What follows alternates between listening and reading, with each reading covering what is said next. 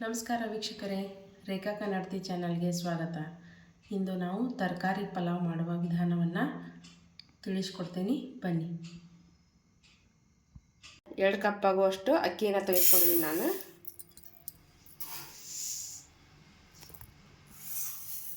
ಇದನ್ನು ತೊಳೆದಿಟ್ಕೊತೀನಿ. 2 ಗ್ಲಾಸ್ ಅಕ್ಕಿಗೆ 1 ಮುಷ್ಟಿ ಆಗುವಷ್ಟು ಕೊತ್ತಂಬರಿಯನ್ನು ತೆಗೆದುಕೊಂಡಿದ್ದೀನಿ. ಹಾಗೆ ಒಂದು 8 ಇಂದ 10 ಮೆಣಸಿನಕಾಯಿಗಳನ್ನು ತೆಗೆದುಕೊಂಡಿದ್ದೀನಿ. 1 ಇಂಚಷ್ಟು ಚಕ್ಕೆಯನ್ನು ಹಾಕ್ತಿದ್ದೀನಿ ನಾನು ಇಲ್ಲಿ ಮಿಕ್ಸರ್ಗೆ. ಹಾಗೆ ಚಕ್ರ ಮೊಗ್ಗನ್ನು ಹಾಕ್ತಿದ್ದೀನಿ, ಒಂದು 2-3 ತುಂಡು. 2 ಏಲಕ್ಕಿಯನ್ನು ಇದರಲ್ಲೇ ಹಾಕ್ತಿದ್ದೀನಿ. ಪಲಾವ್ ಎಲೆಯನ್ನು ಮಾತ್ರ ಒಗ್ಗರಣೆಯಲ್ಲಿ ಹಾಕ್ತೀನಿ. ಇದನ್ನು ಇವಾಗ ಮಿಕ್ಸಿ ಮಾಡ್ಕೊಂಬರ್ತೀನಿ. ಒಲೆ ಮೇಲೆ ಕುಕ್ಕರ್ನ ಇಟ್ಕೊಂಡು ಕುಕ್ಕರ್ ಕಾಯ್ತಿದ್ದಾಗೆ ಒಂದು 2-3 ಸ್ಪೂನು ಎಣ್ಣೆಯನ್ನು ಸೇರಿಸ್ಕೊಳ್ತಿದ್ದೀನಿ.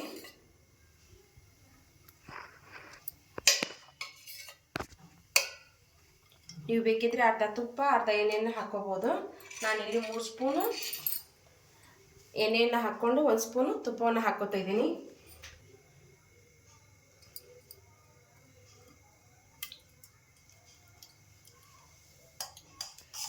ಎಣ್ಣೆ ಕಾಯ್ತಿದ್ದಾಗೆ ಸಾಸಿವೆಯನ್ನು ಹಾಕ್ತಿದ್ದೀನಿ, ಜೀರಿಗೆಯನ್ನು ಹಾಕ್ತಿದ್ದೀನಿ, ಬಡೆ ಸೊಪ್ಪನ್ನು ಹಾಕ್ತಿದ್ದೀನಿ, ಹಾಗೆ ಸ್ವಲ್ಪ ಗೋಡಂಬಿಯನ್ನು ಹಾಕ್ತಿದ್ದೀನಿ. 2 ಪಲಾವ್ ಎಲೆಗಳನ್ನು ಸೇರಿಸ್ತಿದ್ದೀನಿ.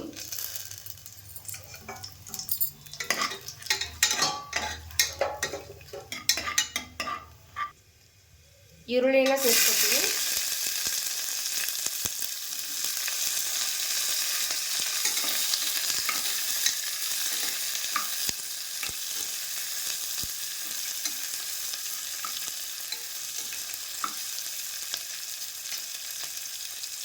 ಕರಿಬೇವಿನ ಸೊಪ್ಪನ್ನು ಹಾಕ್ತೀನಿ.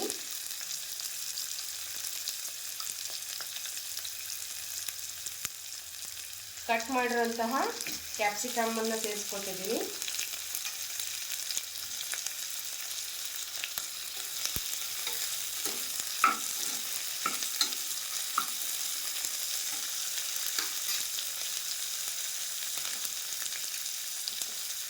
ಕಟ್ ಮಾಡಿರುವಂತಹ ಕ್ಯಾರೆಟನ್ನು ಹಾಕ್ಕೊತಾ ಇದ್ದೀನಿ. ಹಾಗೆ ಕಟ್ ಮಾಡಿರುವಂತಹ ಬೀನ್ಸನ್ನು ಕೂಡ ಇವಾಗಲೇ ಸೇರಿಸ್ಕೊಳ್ತಿದ್ದೀನಿ.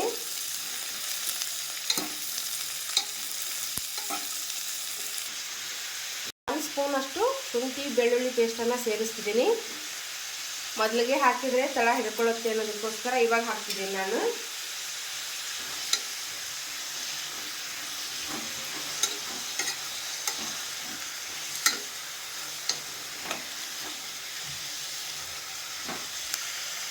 ಒಂದು ಕಟ್ ಮಾಡಿರುವಂತಹ ಟೊಮೊಟೊನ ಸೇರಿಸ್ಕೊತಾ ಇದ್ದೀನಿ.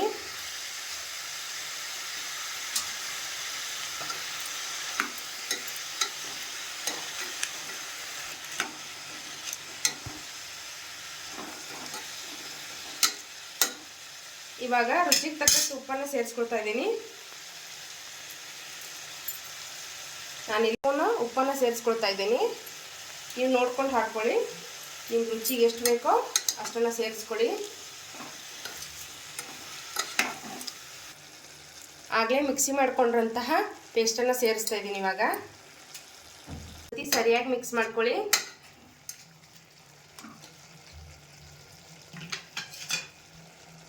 ಇವಾಗ ಒಂದು ಚಿಟಿಕೆ ಅರಿಶಿನವನ್ನು ಸೇರಿಸ್ಕೊಳ್ತಿದ್ದೀನಿ.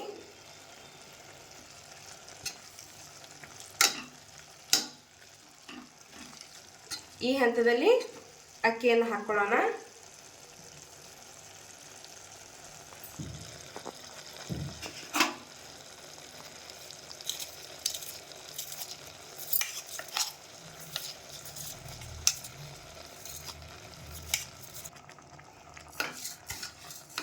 ಎಣ್ಣೆಯಲ್ಲಿ ಒಂದು 2 ನಿಮಿಷ ಅಕ್ಕಿಯನ್ನು ಬೇಯಿಸ್ಕೊಳ್ಳಿ. ನೀರು ಹಾಕೋಕ್ಕಿಂತ ಮುಂಚೆನೇ ಬೇಯಿಸ್ಕೊಳ್ಳಿ, ಅಂದರೆ ಉದುರಾಗಿ ಬರುತ್ತೆ. ಇಲ್ಲಾಂದರೆ ಮಿಜ್ಜೆ ಆಗಿಬಿಡುತ್ತೆ. 1 ಕಪ್ ಅಕ್ಕಿಗೆ 2 ಕಪ್ ಆಗುವಷ್ಟು ನೀರನ್ನು ಸೇರಿಸ್ಕೊಳ್ಳೋಣ. ನಾನಿಲ್ಲಿ 2 ಕಪ್ ಅಕ್ಕಿನ ತಗೊಂಡಿದ್ದೀನಿ, ಹಾಗಾಗಿ 4 ಕಪ್ ಆಗುವಷ್ಟು ನೀರನ್ನು ಸೇರಿಸ್ಕೊತಿದ್ದೀನಿ. ಇವಾಗ ನೀರು ಸೇರಿಸಿಂದ ಲಿಡ್ಡನ್ನು ಕ್ಲೋಸ್ ಮಾಡೋಣ. 2 ರಿಂದ 3 ವಿಸಿಲನ್ನು ಕೂಗಿಸ್ಕೊಳ್ಳೋಣ. ಮೀಡಿಯಮ್ ಫ್ಲೇಮಲ್ಲಿ ಇಟ್ಕೊಂಡು 3 ವಿಸಿಲನ್ನು ಕೂಗಿಸ್ಕೊಂಡು ಬರ್ತೇನೆ ನಾನಿವಾಗ.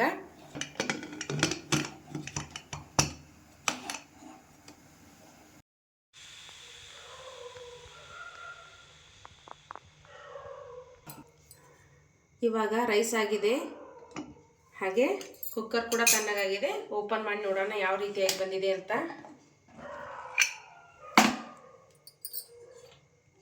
ನೋಡಿ ಎಷ್ಟು ಸಾಫ್ಟಾಗಿ ಬಂದಿದೆ.